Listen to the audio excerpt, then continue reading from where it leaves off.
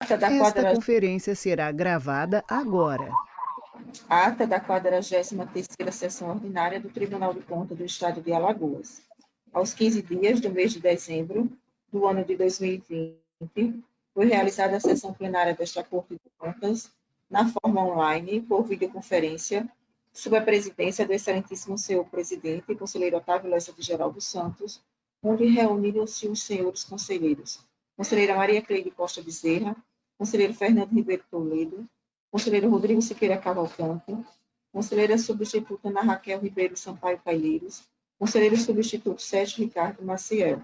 O Ministério Público de Contas esteve presente, representado pelo doutor procurador Gustavo Henrique Albuquerque Santos. Havendo número para deliberar, o excelentíssimo senhor presidente declarou em nome de Deus aberta a sessão, solicitando a leitura da ata da sessão anterior, que foi aprovada.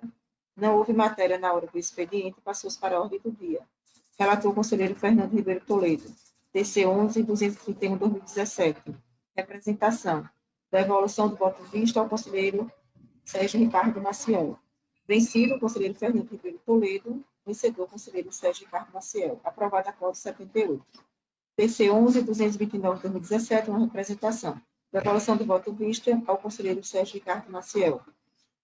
Vencido, o conselheiro Fernando Ribeiro Toledo. Vencedor, conselheiro Sérgio Ricardo Maciel. Aprovado a acórdão 79. Relator conselheiro substituto Sérgio Ricardo Maciel. TC 1621/2020. Representação. Aprovado a acórdão 80. Não havendo mais processo a relatar, o excelentíssimo senhor presidente facultou a palavra, não havendo quem quisesse fazer uso, em nome de Deus, encerrou a sessão, convocando-se para a próxima no horário regimental.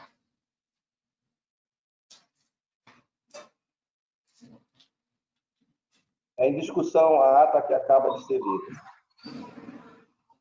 É em votação. Conselheiro Fernando. De acordo, senhor presidente. Conselheiro Rodrigo.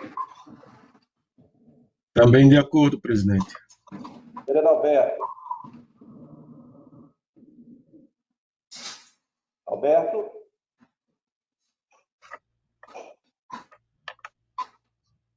Conselheiro Alberto, está sem ouvir. Conselheiro Alberto.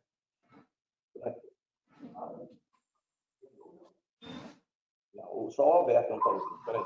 Está aparecendo, mas não está ouvindo. Não. Não, eu acho que...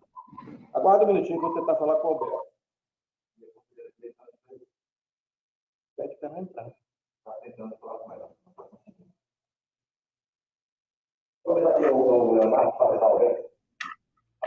Conselheiro Alberto. Um minutinho que eu estou fazendo contato com o telefone.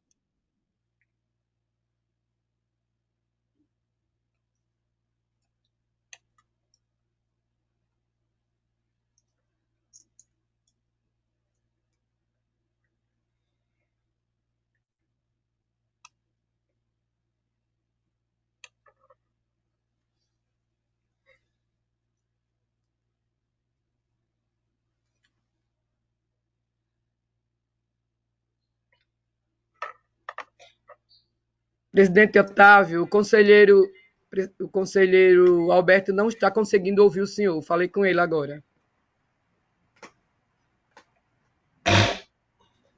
Ouviu, Parece que ele presidente? está com a imagem travada, né? É, isso. Ele não está ouvindo, não. Eu liguei para ele agora.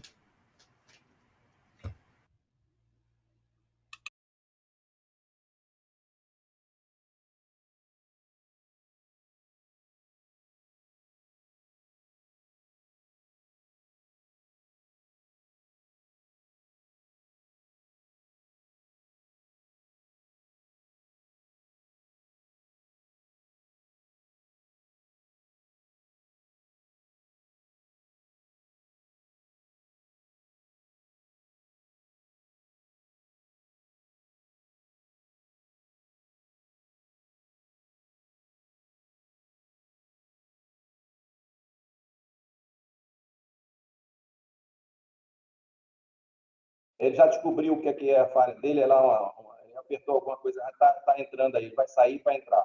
Aguarda um minutinho.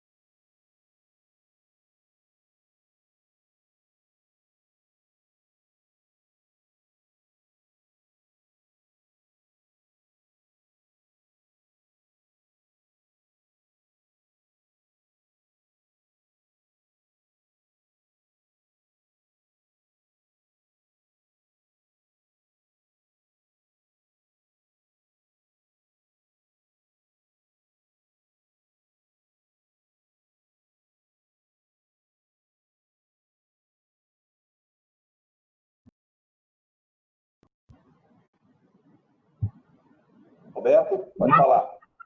Me escutam? Estou escutando. É a aprovação da ata. Ok, concordo. De acordo. Ok. Aprovado.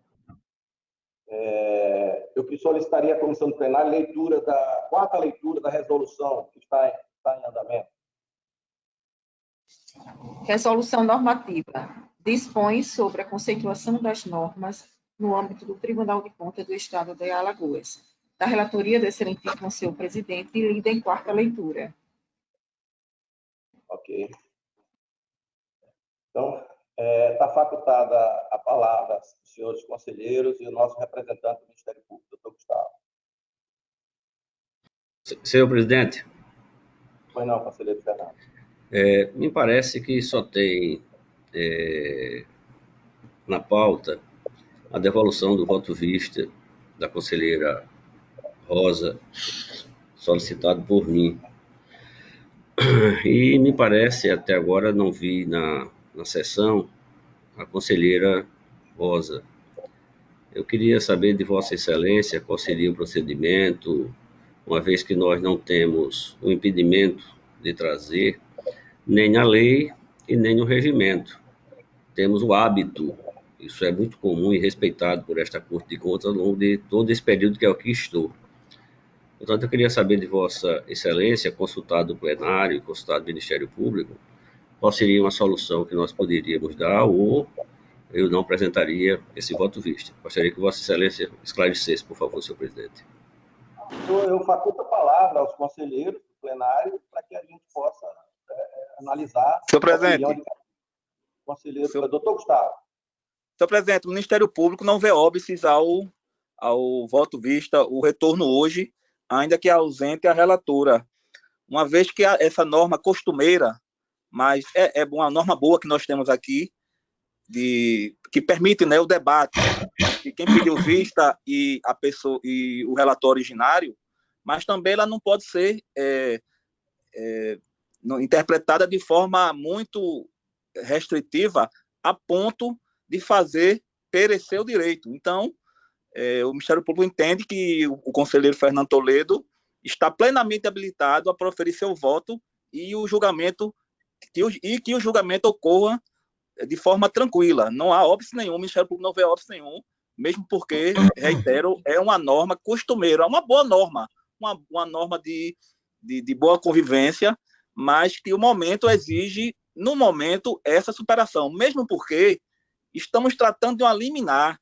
Uma liminar, ela só se torna perfeita, acabada, está válida, está fazendo efeitos, mas ela só se aperfeiçoa, se completa com a chancela do Tribunal Pleno.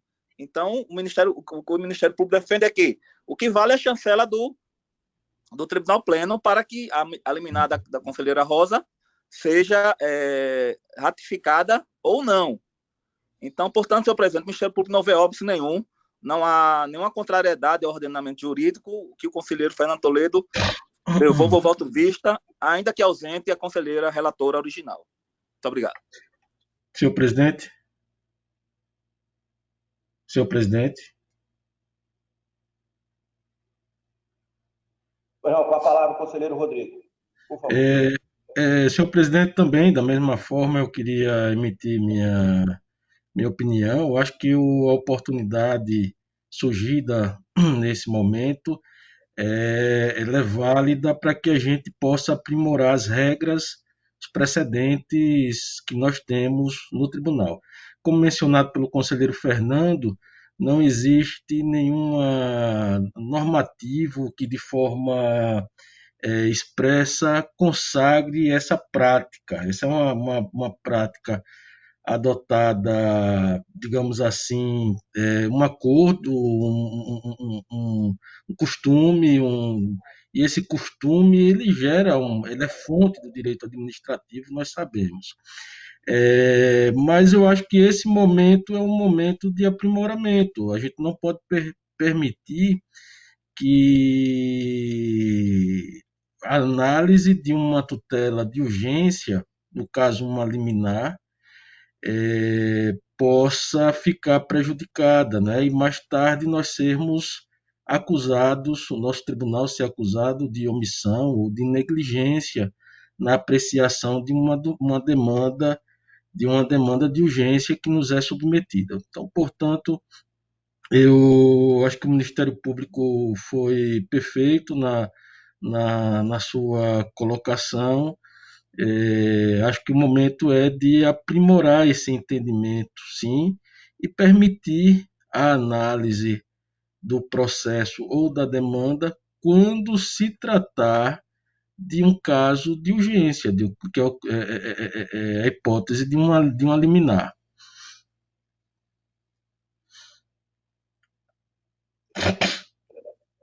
Conselheiro Alberto.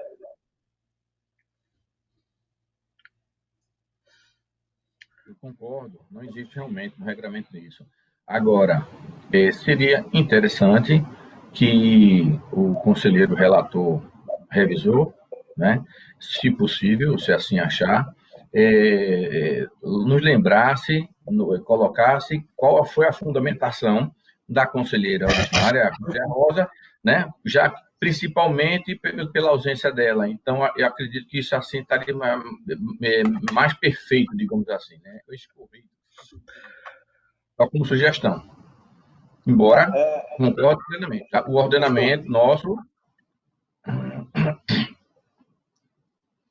Conselheiro Alberto, deixa eu ver se eu entendi. Na verdade, as colocações do Ministério Público, conselheiro Rodrigo, você, com relação ao seguinte, seria vamos dizer, esse retorno já do voto de vista do conselheiro Fernando, mas também em forma da votação, em forma liminar, ou seja, o mérito da questão, ela manteria vamos dizer assim, o mérito ser definido numa sessão, a próxima sessão, quando o retorno do recesso. Porque aí você estaria em uma liminar monocrática e uma liminar, que eu não sei como é que vai ser a liminar, mas se a liminar aprovada pelo Pleno, ela teria, mas ela na verdade ia sobrepor, porque seria do Pleno, da monocrática, e a discussão do mérito ele será numa sessão posterior. É esse o entendimento, doutor Gustavo? Doutor Gustavo?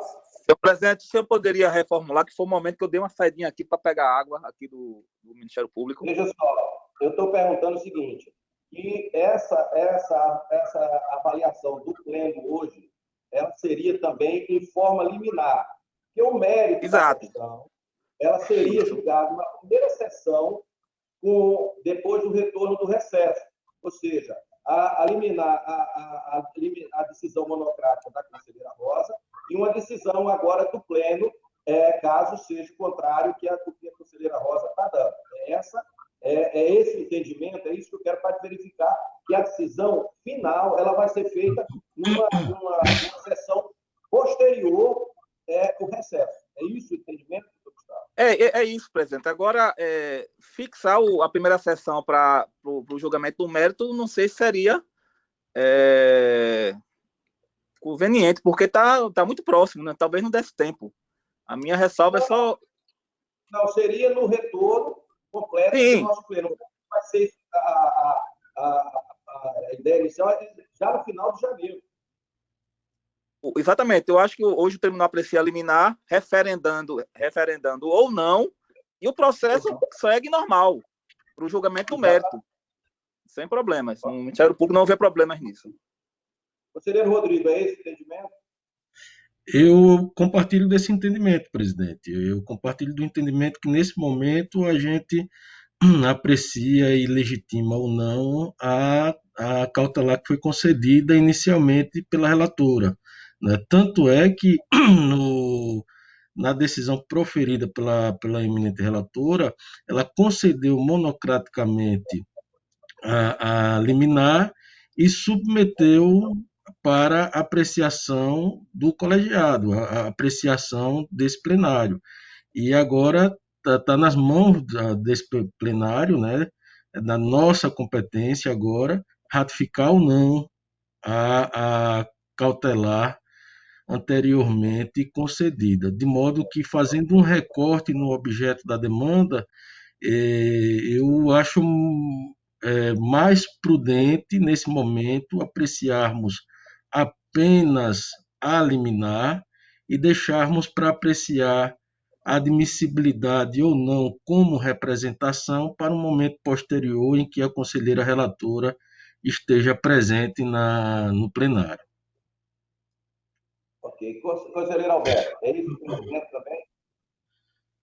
Isso, senhor presidente. Acontece o que eu falei, que acho interessante, e vi até pelo aceno de cabeça do conselheiro Toledo, que ele concordou, é que, quanto à cautelar, entendeu? Já que, inclusive, a nossa conselheira Rosa não está presente, que no voto dele citasse qual foi a fundamentação para ter sido concedida a cautelar monocraticamente, entendeu? Para fazer, nesse momento, o cotejo entre a posição, se porventura seja diferente, a posição da relatora originária e a posição do relator atual, entendeu? Era só isso. Mas o mérito, com certeza, vai ser apreciado no tempo que o for devido. Então, esclarecido isso, ou seja, o Pleno estaria analisando o voto da liminar em termos liminar também, que o mérito será verificado posteriormente na sessão de retorno do nosso tribunal. Então, conselheiro Fernando, entendido dessa forma, todos entendidos, conselheiro Fernando com a palavra, atendendo a solicitação do conselheiro Alberto para fazer um retrospecto da decisão da conselheira Rosa, a fundamentação. Vossa Excelência já está na ordem do dia, Vossa Excelência, para a relatoria, porque eu desviei a atenção só um minutinho aqui, conversando com a minha assessoria, presidente. Vossa Excelência já está na ordem do dia?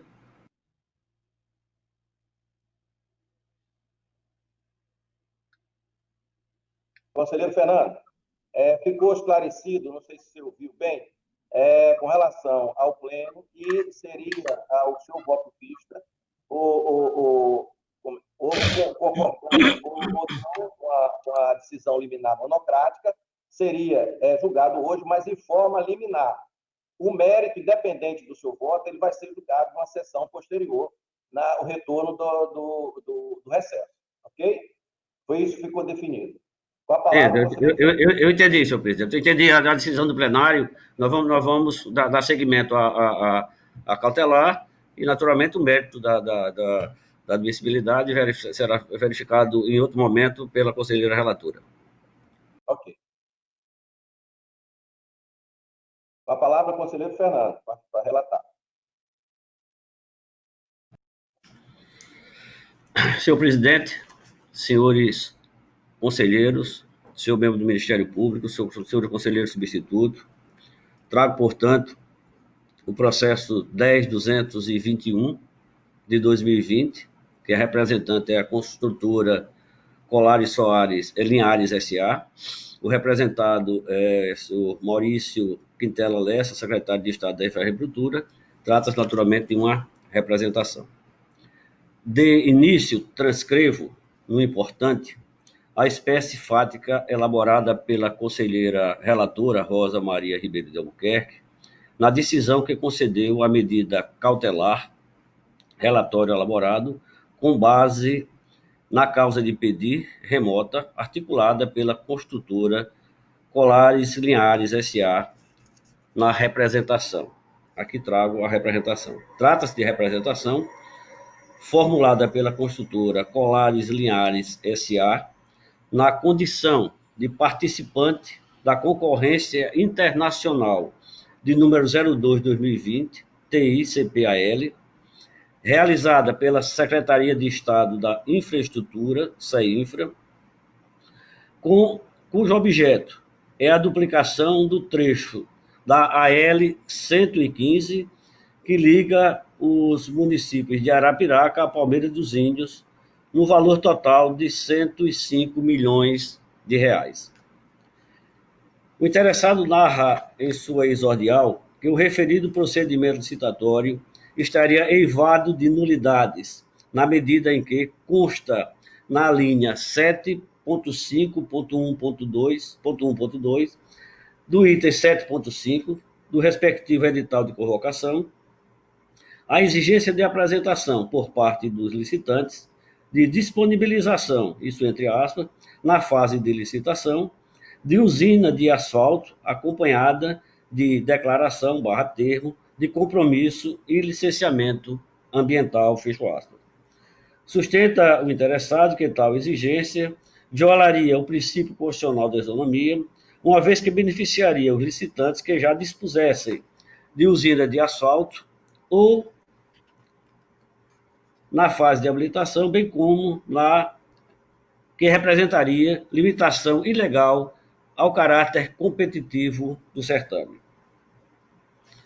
Esta relatora, em razão da urgência do caso, proferiu decisão simples determinando a suspensão do procedimento licitatório e, se esse já estivesse sido concluído, a suspensão da execução do contrato até o julgamento de mérito do presente feito.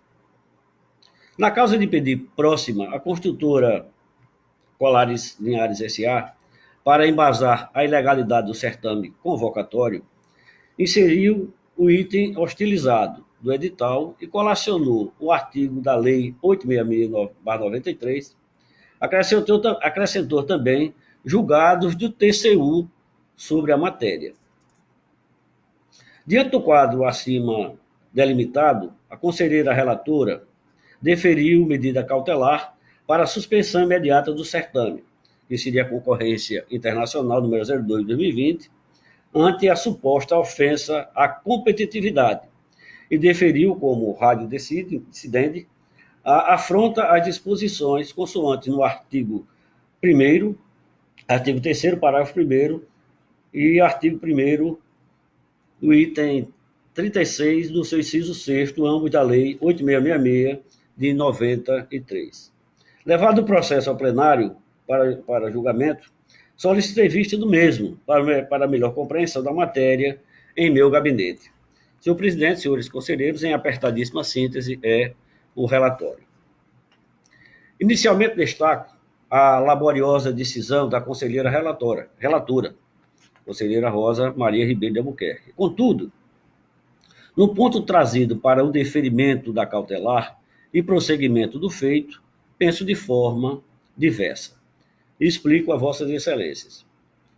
O processo licitatório tem como fim primordial e específico a busca do melhor contrato para a administração pública, isto é, a busca do interesse público primário. Assim, ao meu ver, o deferimento de uma liminar para suspender uma licitação desta natureza não prescinde de elementos que indiquem que o prosseguimento do certame ensejará a contratação de proposta desvantajosa ao interesse público. Faço esta consideração porque a igualdade invocada para a suspensão da eficácia do item do edital não deve ser observado isoladamente, nem de forma abstrata. No caso em desate, o texto não pode ser interpretado em detrimento do contexto, uma vez que a invocação da igualdade não pode ensejar a contratação de proposta inviável do ponto de vista ambiental à administração pública. Neste caminho, cumpre destacar que o direito posto, consoante anotado supra, os princípios não ostentam caráter absoluto. Neste sentido, se posiciona a doutrina. E aqui me socorro, senhoras e senhores, conselheiros e conselheiras, do professor Marçal, e trago aqui alguns ensinamentos com relação a este tipo de natureza. A natureza não absoluta dos princípios, lá no item dos seus ensinamentos. É essencial, diz ele, ter em vista que os princípios não apresentam a natureza absoluta, justamente porque traduzem valores. Seria despropositado eleger um princípio ou um único valor como superior e absoluto. Para ser mais preciso, existe apenas um único valor que apresenta dimensão diferenciada. Trata-se da dignidade do ser humano. E por aí nos traz mais alguns ensinamentos. Destaco, existem muitos interesses protegidos, continua o professor.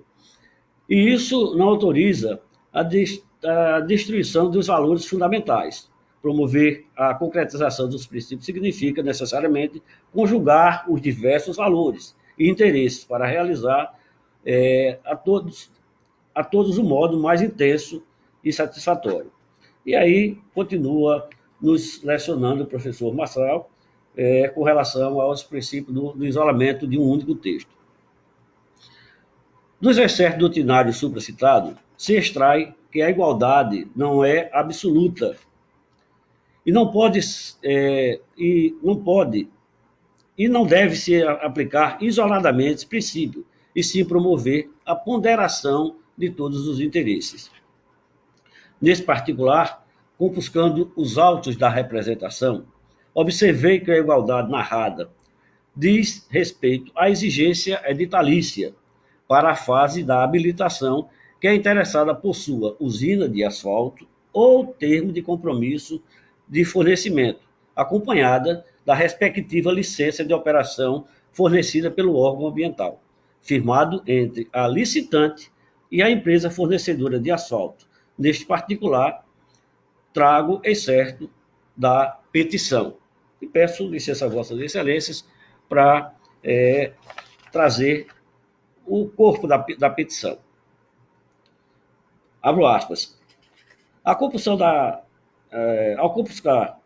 a redação da linha 7.5.1.1.2 do item 7.5 do edital, verifica-se grave ilegalidade ao dispor o seguinte, está lá, declaração da licitante de que possua uma usina de asfalto para aplicação das misturas betuminosas usinadas a quente, com a devida licença de operação fornecida pelo órgão ambiental, que seria, no nosso caso, a IMA e o CEPRAM, ou termo de compromisso de fornecimento firmado pela licitante com a usina de asfalto fornecedora, acompanhada também da respectiva licença ambiental fornecida pelo órgão.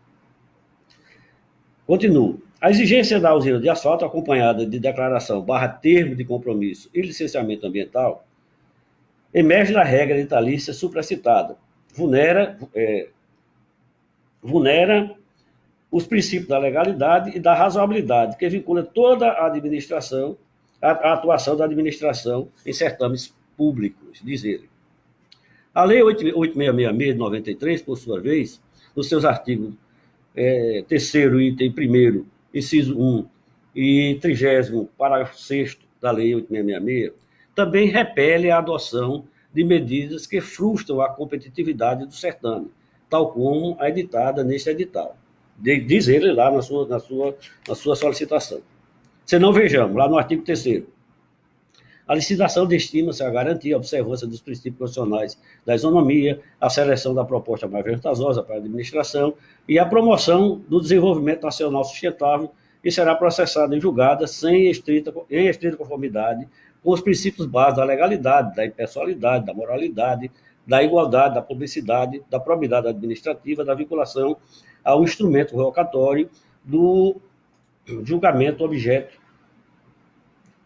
e dos que eles são correlatos. Continuo com a essência de Vossa Excelência. Continua dizendo ele lá, é vetado aos agentes públicos admitir, prever, incluir ou tolerar nos autos de convocação cláusulas ou condições que comprometam, restringam ou frustrem o seu caráter competitivo, inclusive nos casos de sociedade competitiva, estabeleçam preferência ou distinções em razão da naturalidade, da sede, do domicílio do licitante e por aí vai. Ele continua afirmando ele lá, no artigo 3º. A documentação relativa à qualificação técnica limita-se-á às exigências mínimas relativas às instalações de canteiros, máquinas, equipamento, pessoal técnico e tal. Como se observa, os senhores e minhas senhoras, a empresa peticionária hostiliza o edital na linha 7.5.1.1.2 do item 7.5, que exige a usina de asfalto ou termo de compromisso de fornecimento, acompanhado da respectiva licença de operação fornecida pelo órgão ambiental, e traz como fundamento a ofensa ao princípio da isonomia, condutora da frustração do caráter competitivo do certame. Todavia, tal resignação não merece prosperar. A exigência do instrumento provocatório não se mostra desarrazoada, nem tampouco malfere a isonomia, porque em licitações dessa natureza, o que se pretende, na verdade, é que, uma vez publicado o edital, a administração não sofra com paralisações indevidas no certame, pelo fato da empresa vencedora não possuir a matéria-prima para realizar o serviço, bem como as licenças ambientais necessárias. O aumento da competitividade na fase de habilitação não pode ser definido como um interesse maior em detrimento da economicidade na condução do processo administrativo. De que adianta, pergunto a Vossas Excelências, aumentar a competitividade e, no fim do certame, verificar que nenhum licitante possui os requisitos para a adjudicação do objeto? O edital deixa claro, não basta ter o produto ou firmar o termo de compromisso de fornecimento de asfalto para ser deferida a habilitação. Deve o licitante demonstrar que possui as licenças ambientais.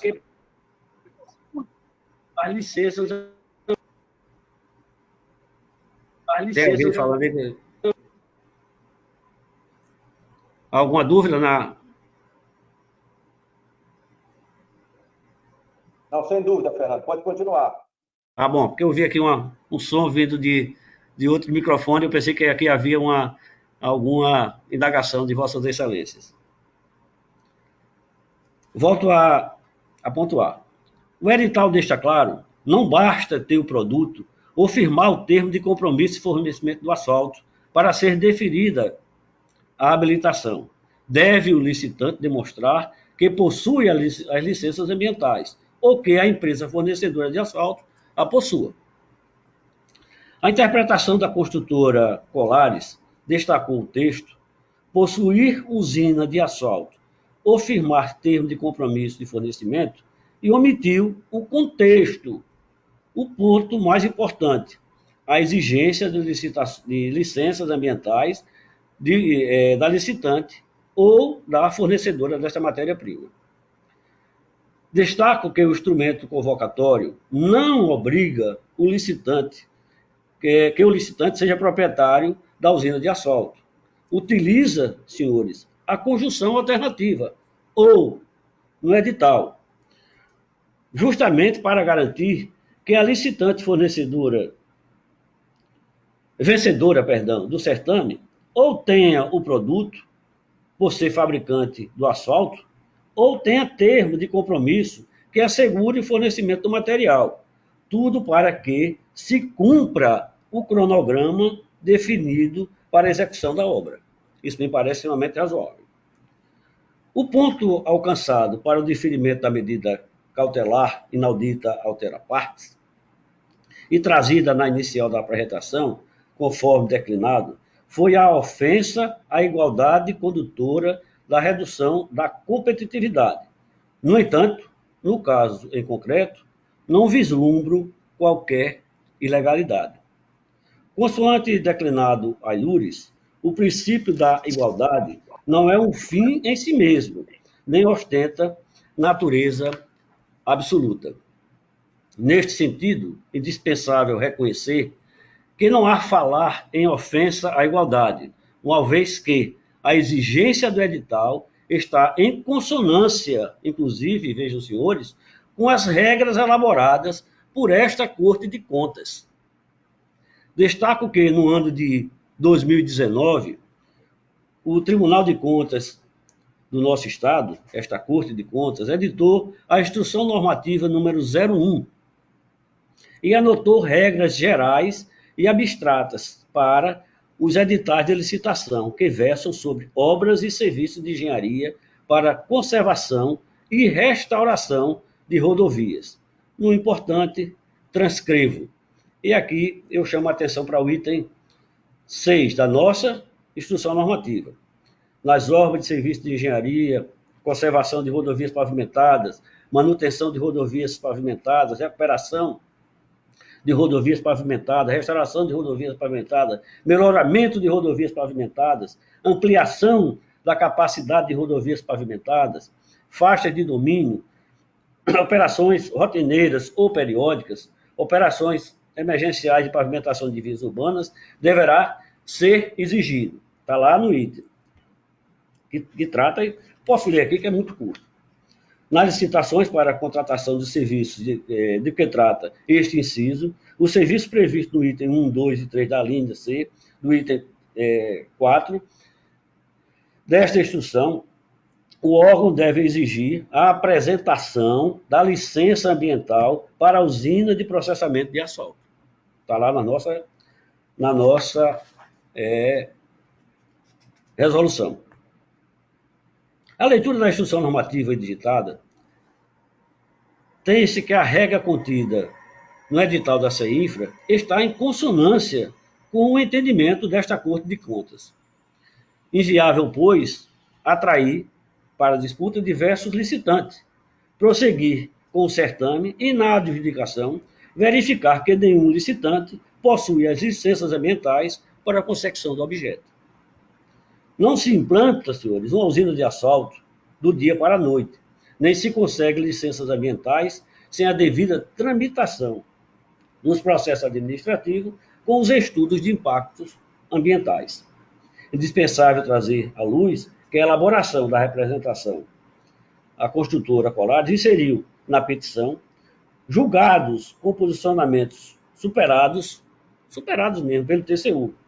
Para corroborar a assertiva, transcrevo infra, trevo do acordo do TCU de número 6.047/2015 em situações idênticas, senhor presidente, senhores conselheiros, a essa que nós estamos vivendo. E vou trazê-la de forma muito resumida para não ser muito prolixo. Para melhor compreensão da matéria, está lá a decisão do TCU.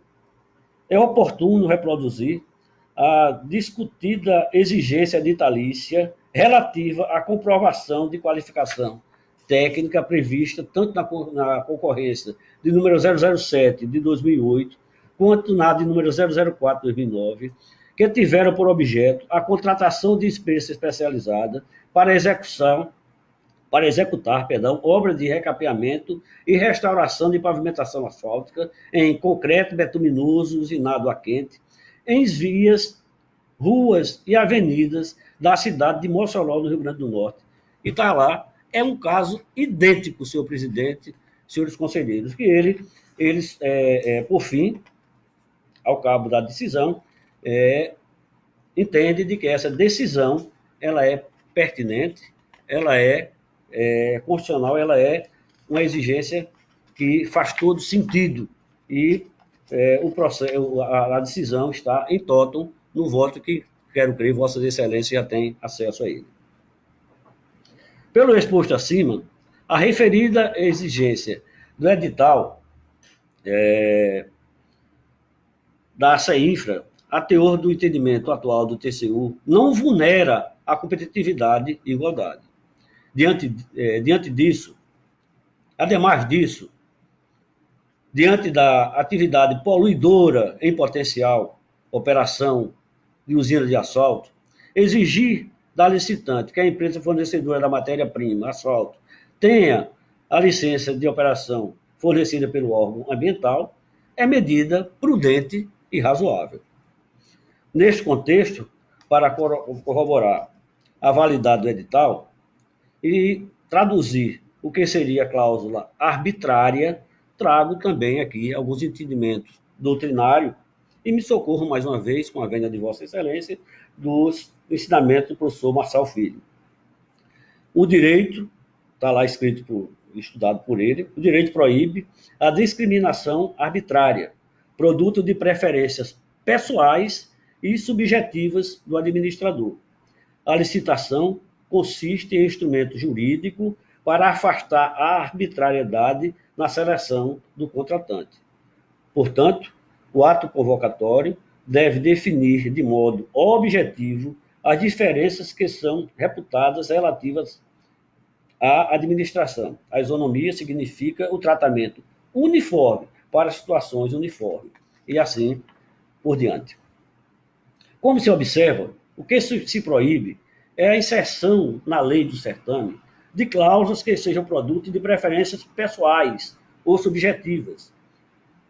A exigência do edital não configura preferência pessoal nem tampouco subjetiva, uma vez que observou a orientação deste Tribunal de Contas, mormente na exigência das licenças ambientais.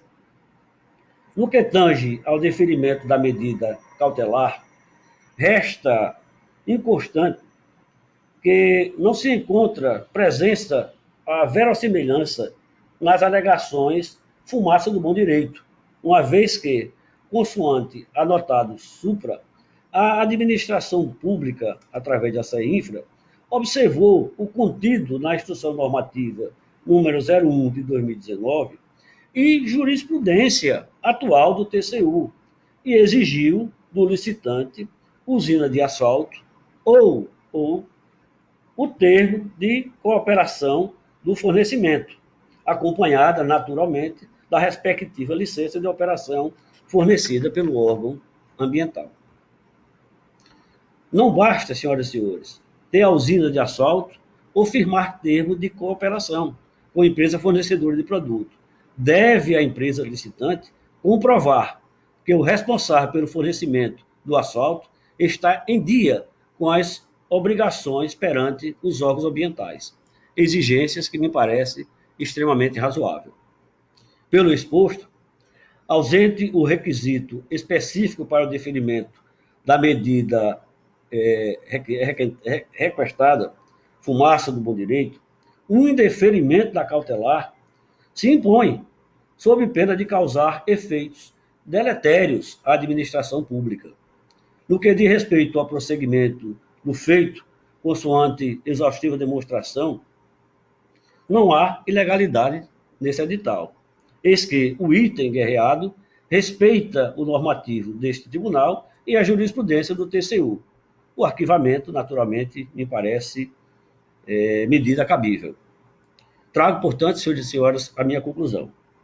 Forte nos argumentos coligidos acima, voto, consoante detalhes alhures, para indeferir o pleito cautelar, porquanto, no meu sentir, não encontra presente nos autos a fumaça do bom direito, eis que os procedimentos adotados respeitam a legislação em regência e autorizar o Estado de Alagoas, por conduto da CEINFRA, dar continuidade ao certame. Senhor presidente, senhores conselheiros e conselheiras, é assim como apresento meu voto. Em discussão, o voto apresentado pelo conselheiro Fernando. Em votação, conselheira Maria Freire.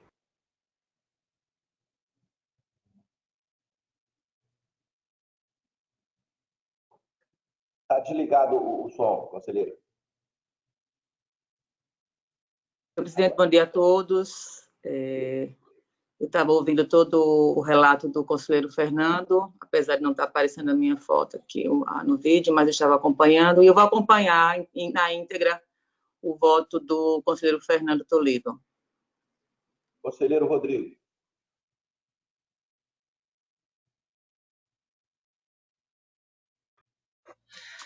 Senhor presidente, eu vou pedir vênia à relatora originária, também acompanho a divergência e vou citar um artigo do professor Marçal Justo Filho, que é talvez o mais festejado no que se trata de licitações e contratos na atualidade, principalmente pela abordagem desenvolvimentista que o professor Marçal traz.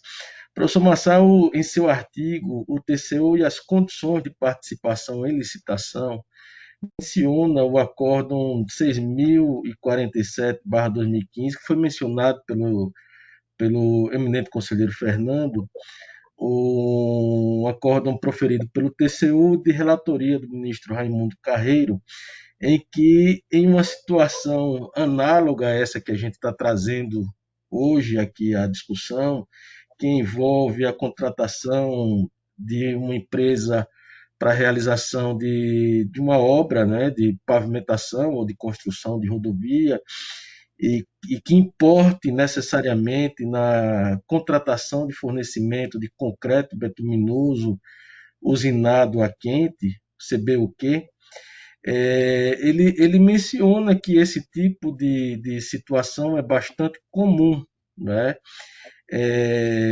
E que, inicialmente, o Tribunal de Contas da União vinha entendendo que o estabelecimento desse tipo de requisito de habilitação seria indevido, tendo em vista que não se encontraria previsão no artigo 27 da Lei 8666, né?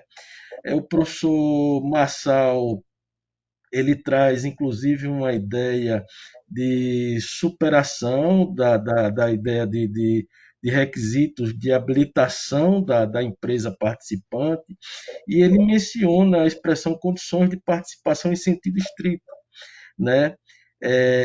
Haja vista que mais se assemelharia e talvez mais adequado fosse que nessa evolução da compreensão do fenômeno jurídico que nós estamos tratando aqui, que esse seja um requisito de validade da proposta e não um requisito de habilitação da empresa, ou seja, uma proposta que apresente uma empresa que apresenta uma proposta com uma usina de asfalto que não tenha o licenciamento ambiental, ela está apresentando uma proposta inexequível, né? Um termo de compromisso, ele não precisa ser proprietário da usina de asfalto, ele pode terceirizar essa usina de asfalto, não é? Mas desde que essa usina de asfalto possua o devido licenciamento ambiental. Então, portanto, o professor Marçal Justin Filho cita também como referência e supedâneo do acórdão de número 6047/2015 do TCU, dois outros acórdãos, o de número 247/2009, proferido pelo plenário do TCU, da relatoria do ministro Augusto Sherman, e o acórdão de número 870/10, também proferido pelo plenário do TCU, relatado pelo ministro Augusto Nardes, no sentido de reconhecer a legitimidade, portanto, da exigência contida no edital. De modo que o edital, senhor presidente, senhores conselheiros, senhora conselheira, ele reproduz basicamente o texto da nossa instrução normativa, que é a instrução normativa, como mencionado pelo eminente conselheiro Fernando, é a instrução normativa de número 001/2019. É uma preocupação atual de todos os órgãos de controle, de um modo geral, quanto ao desenvolvimento, mas que esse desenvolvimento pode só ser feito de modo sustentável, né? De modo sustentável, sustentável economicamente, sustentável socialmente, sustentável na sua dimensão ambiental. De modo, são essas as considerações que eu gostaria de fazer para, pedindo vênia à conselheira relatora originária, conselheira Rosa Albuquerque, a acompanhar o voto divergente apresentado pelo conselheiro Fernando Toledo, senhor presidente. Ok. Conselheiro Alberto. Senhor presidente, senhora conselheira, senhores conselheiros. Eu, em princípio... Alberto, está longe o seu som. Fica mais para perto. Isso. Ok. Em princípio, estaria inclinado a acompanhar o voto da conselheira Rosa Albuquerque, porque estaria essa exigência na habilitação. Porém, com, né, a existência da nossa própria norma, né? A norma do nosso tribunal, que é textual, e, inclusive, há uma substituição completa ao caso concreto. E corroborado com esses acordos, né, ou seja, essas decisões, esses entendimentos do TCU mais recentes, eu não tenho como não acompanhar o entendimento do conselheiro Fernando Toledo no sentido. Senhor presidente, Pois não. Rodrigo, pode falar. só para complementar o voto do conselheiro Alberto, o professor Marçal Justem Filho, ele menciona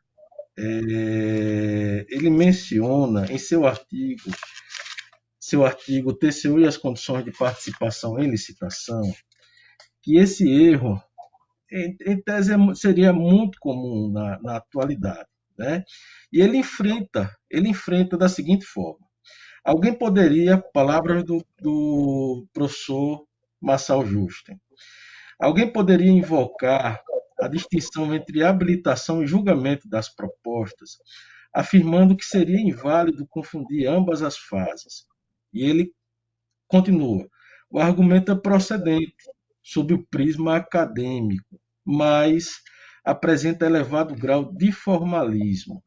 Qualquer que seja a solução formal adotada, é irrebatível que a exigência não é ilícita nem restringe indevidamente o universo de possíveis licitantes. Então, o próprio professor ele traz essa solução que nós estamos dando no momento, né, de superação do excesso de formalismo, né, para aceitar o item contido, o item 7.5.1.1.2, contido no edital da licitação, senhor presidente. Ok, conselheiro Rodrigo. Eu só queria colocar, para que haja o entendimento, que o voto do conselheiro Fernando, ele também se trata, no mérito da questão, de uma forma liminar, só que agora aprovada pelo Pleno, e que o mérito da questão, a conselheira Rosa poderá, na primeira sessão, discutir e trazer os argumentos dela, ou seja, a decisão do mérito ela será feita na primeira sessão, depois do recesso. Então, hoje, a nossa decisão ela está sendo também em caráter liminar, okay? Como ficou entendido desde o começo. Então, dito isso, foi aprovada o voto do conselheiro Fernando, e não tendo mais pauta para hoje, que apenas era isso aí, atendendo a solicitação de governo, no sentido dessa paralisação poderia atrasar com relação à decisão do tribunal. Então, faculta a palavra a todos, a senhora conselheira, os senhores conselheiros, e o nosso representante do Ministério Público que queira fazer uso da mesma. Senhor presidente. Pois não, conselheiro Fernando. Gostaria de aproveitar essa oportunidade, que nós estamos mesmo remotamente nos encontrando, me parece pela derradeira vez, neste ano de 2020, desejar a todos muita paz, um réveillon de família, e que nós possamos superar esse momento dessa pandemia, dessa situação de limitação que nós estamos vivendo, e desejar a todos um felicíssimo ano de 2021. Muito obrigado, senhor presidente.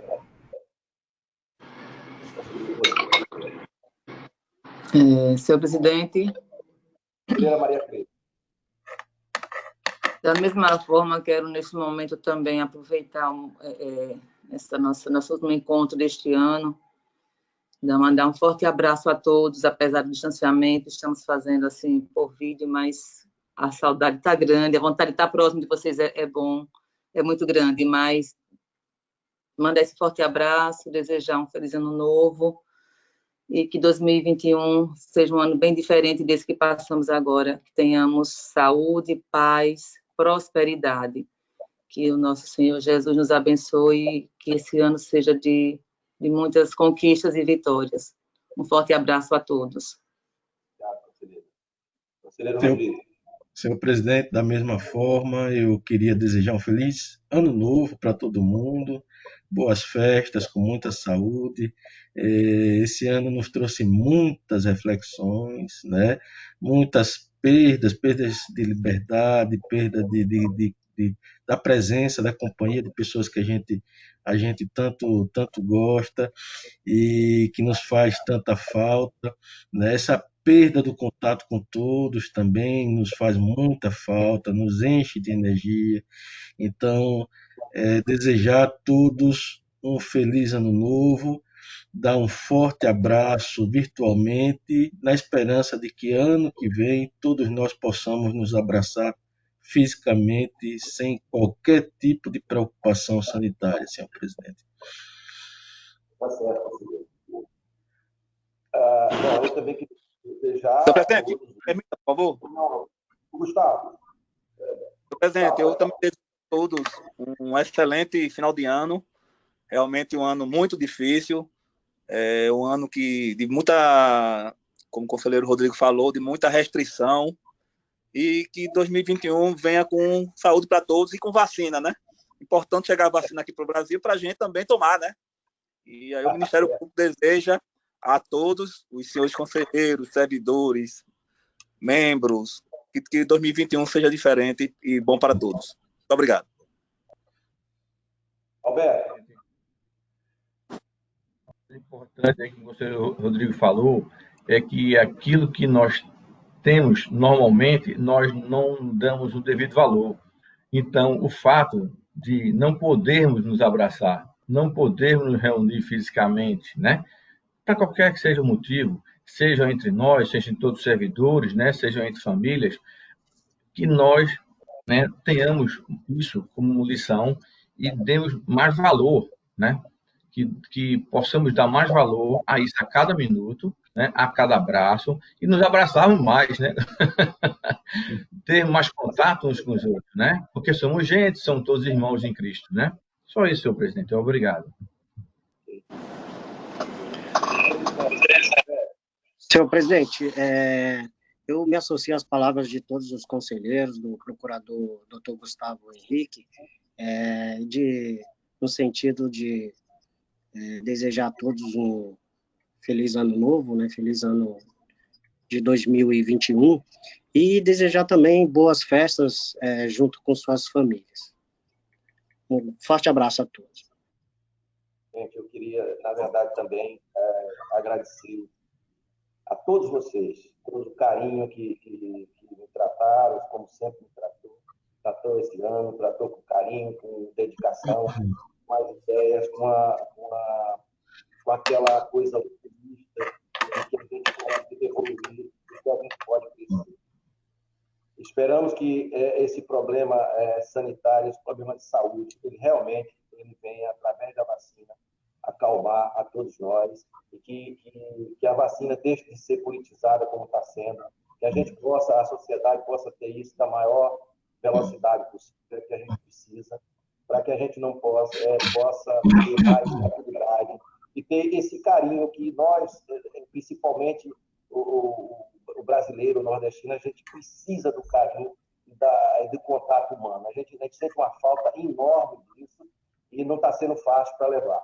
Mas, como o mais importante é a saúde, o momento exige que nós ficamos agora em casa, que ficamos trancados no sentido de poder diminuir a possibilidade de adquirir o vírus. Então, muito feliz ano novo para todos, com muita saúde, com a família, e digo para vocês de coração, fiquem com Deus. Ele nunca vai abandonar vocês. Feliz ano novo para todos.